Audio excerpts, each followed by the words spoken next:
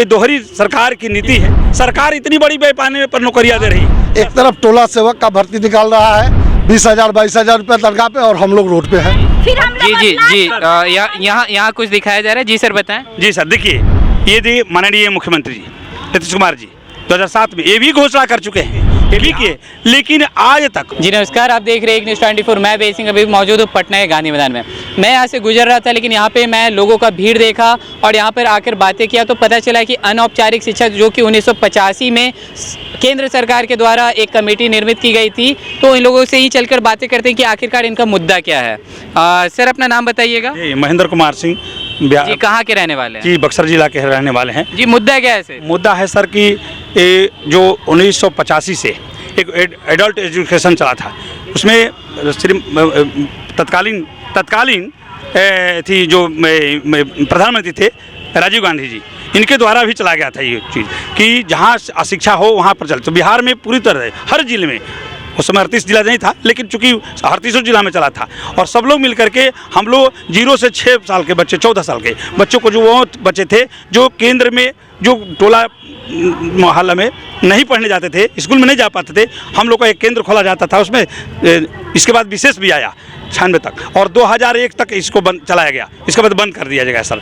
इसके बाद इसमें सुपरवाइजर लोग थे, सुपरवाइजर लोग चूँकि केस किए कि हम लोग को नियुक्ति होना चाहिए, उन लोग का नियुक्ति हो गया। उसी आधार पर हम लोग भी किए सर, और हम लोग को भी सफलता मिला। लेकिन बाउंड लगा दिया गया कि जो पटिशनर थे, चूँकि हम लोग संघ से जुड़े थे, सब लोग संघ से था, उस समय हम लोग की जानकारी नहीं थी, हम लोग बिल्कुल संघ से जुड़े हुए थे, संघ में चंदा भी देते थे। मतलब केस फाइल होने के बावजूद आपका सरकार का, मतलब आपकी तरफ कोई ध्यान नहीं रहा? नहीं यार, इसके बाद जब बाउंड लगा कि जो पटिशनर है 26/2/2016 के बाउंड लगा दिया, तब हम लोग दौड़ करके बक्सर जिला, बक्सर खास करके वहाँ गए। वहाँ चीफ बाबडी साहब थे, वहाँ पर उन्होंने हमको लिबर्टी दिया कि जाइए। तो यहाँ आकर के हम CWJC जीते 384। इसके बाद हम पर सरकार LPA कर दिया 1047, वो भी हम जीत गए। इसके बाद हम पर सरकार 59 रिव्यू कर दिया, वो भी हम लोग जीत गए 21 में। लेकिन सर रिस्टोर करके फिर हमको हरा दिया गया हैं। तो ये दोहरी सरकार की नीति है कि इसी में 5600 लोग जा कर के नौकरी कर रहे हैं। अब हमारा इसमें देख लीजिए, हमारा बस एज, हर आदमी का चेहरा देख लीजिए, हमारा एज बचा हुआ है मात्र साल भर, किसी का 2 बरस, बहुत ज़्यादा होगा 3 बरस। यही सरकार इतनी बड़ी पैमाने पर नौकरियां दे रही है। 10 लाख कर रहे हैं माननीय उप मुख्यमंत्री जी, 20 लाख कर रहे हैं मुख्यमंत्री जी। ये हम पर क्यों नहीं सोचे हैं? ये कोने में कहीं जगह मिल जाएगा सर, हाँ। इसलिए हम कहें कि अगर ये करते हैं तो हम लोग का सबको भला हो जाएगा, बस इतना ही।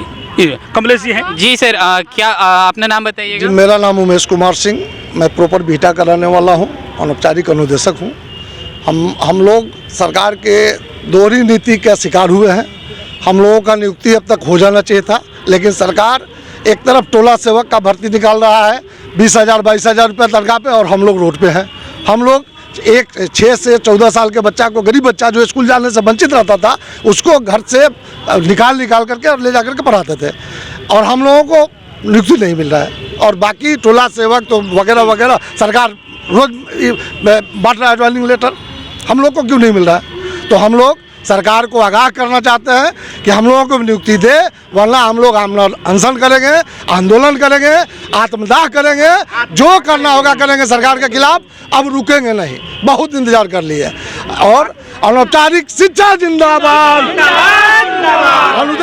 हम अनुदेशक, अनौपचारिक अनुदेशक हैं।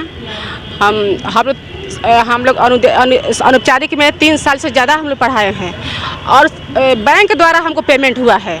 अब बहुत लोग कम दिन पढ़ाएं और उन लोग को नौकरी हो गया। हम लोग सारा जीवन सिवान और ये पटना हाई कोर्ट दौड़ते रहे, सुप्रीम कोर्ट दौड़ते रहे, और सुप्रीम कोर्ट बोला हाई कोर्ट जाओ, हाई कोर्ट बोला सुप्रीम कोर्ट जाओ। बताइए, हमारे 3 बेटियाँ, हम विधवा हैं, 3 बेटी मेरी बड़ी बड़ी हुई, हम कहाँ शादी करें? मेरा एज भी ख़त्म हो गया और नौकरी हम नहीं पा सकते हैं। इसके नौकरी के चलते मेरा एज ख़त्म हो गया, हम बेसहारा हैं। 3 बेटी, मेरा बेटा नहीं है, हमारा ससुराल में कोई देवर नहीं है, मेरा कोई भसुर नहीं है, मेरा कोई सपोर्ट नहीं करने वाला है।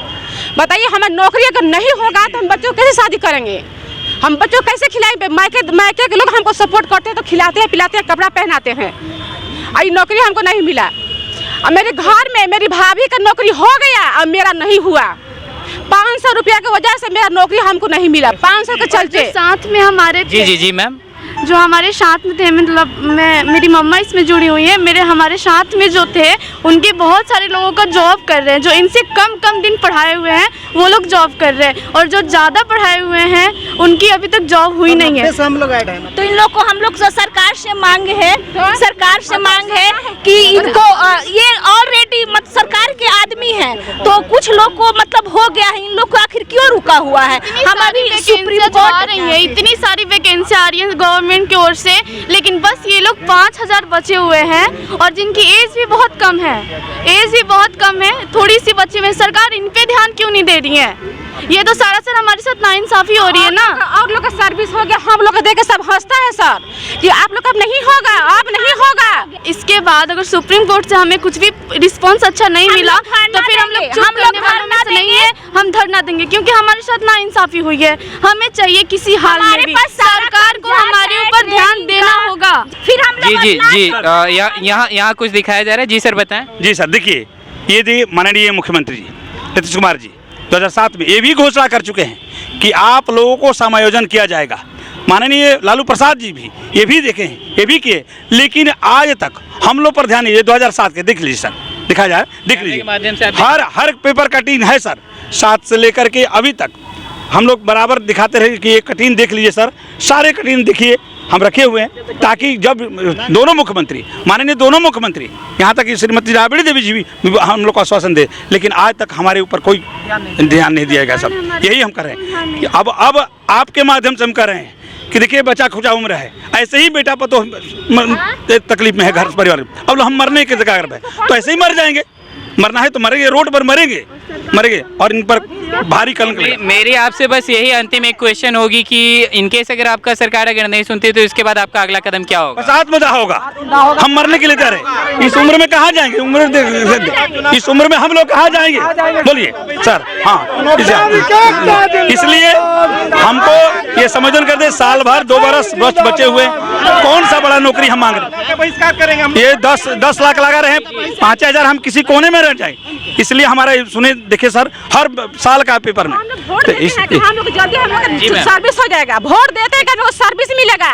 और सुप्रीम कोर्ट हाई कोर्ट भेजता है, सचिवालय जाओ, सचिवालय बोलता है कि अपने डिस्ट्रिक्ट में जाओ, हम सारा दिन दौड़ते रहे, वोट नहीं देंगे। मतलब आप लोगों का सुनने वाला कोई नहीं है? कोई नहीं सुनने वाला है, कोई नहीं सुनने वाला है। जी सरकार कर देती है, अदर जी के पास 15,000 कर दिए, और हम तो अभी इसी राज्य के हैं, हम इस राज्य के हैं, लाखों लोग। जी मैम, जी बताएं। लेकिन बिहार सरकार नहीं मान रही है, सुप्रीम कोर्ट का हवाला दे रहा है। बताइए, हम गरीब लोग बार बार सुप्रीम कोर्ट जाने का औकात है? खाने का ठिकाना नहीं है जिसको, वो सुप्रीम कोर्ट बार बार जाएगा। बिहार सरकार को आदेश हाईकोर्ट दे रहा है, लेकिन ज्वाइनिंग नहीं करा रहा। क्या भाई? तो हवाला दे रहा है कि 26/2/2016 बॉन्ड है। जी क्या बोल रहे हैं सर? हम लोग जो है वैसे 6 जन बच्चे को पढ़ाया जो स्कूल में नहीं दाखिल थे, और वह लड़का आज कहीं न कहीं नौकरी करता है। में बड़े से बड़े घराने के लोग नहीं है, लालू प्रसाद यादव ये सारे बैकवर्ड क्लास के लोग हैं, याद रखिएगा सारे। ऐसा देखने को नहीं मिला होगा। समान नागरिक संहिता में कहता है कि समानता का अधिकार, हम लोगों के साथ तो नाइंसाफी हो रहा है। समानता कहाँ मिला? क्यों सुप्रीम कोर्ट हमारा बंद कर दिया 2016?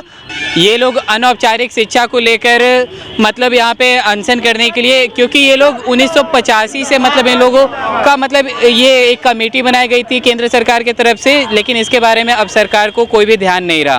तो और भी ऐसे खबरें देखते रहने के लिए देखते रहे एक न्यूज़ 24। मैं वेद सिंह सहयोगी राहुल के साथ, पटना।